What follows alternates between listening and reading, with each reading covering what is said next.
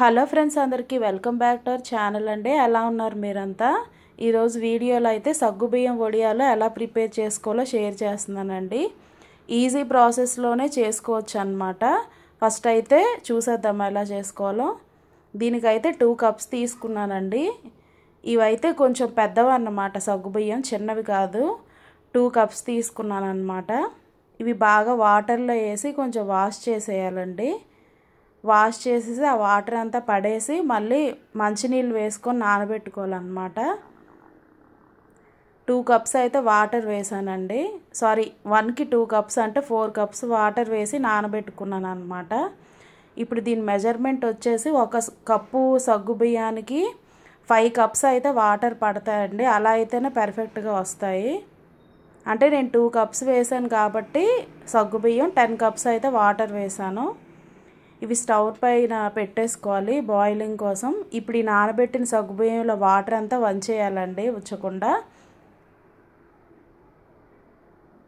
మనం పెట్టిన వాటర్ మరుగుతూ ఉంటుంది, అందులో టేస్ట్కి సరిపడా సాల్ట్ అయితే వేసుకోవాలి.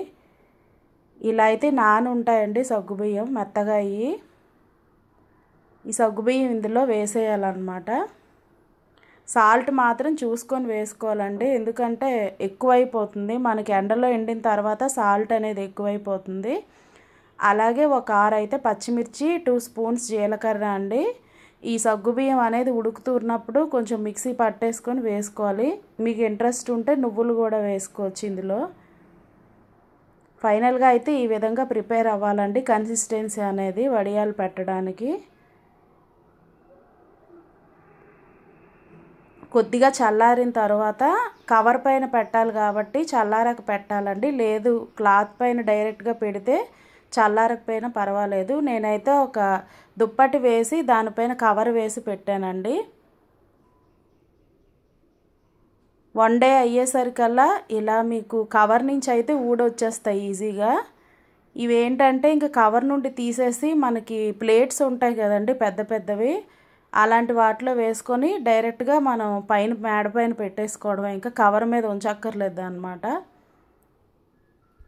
కంప్లీట్గా 3 డేస్ అయితే ఎండలో పెట్టుకోవాలండి. పర్ఫెక్ట్గా ఎండిపోతాయి అన్నమాట, ఇంకా పాడవకుండా ఉంటాయి.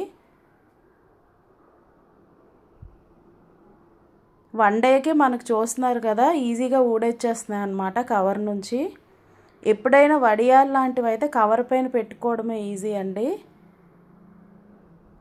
ఫైనల్గా 3 డేస్ అయితే ఎండిపోయిన తర్వాత ఈ విధంగా వస్తాయండి సగ్గుబియ్యం వడియాలు.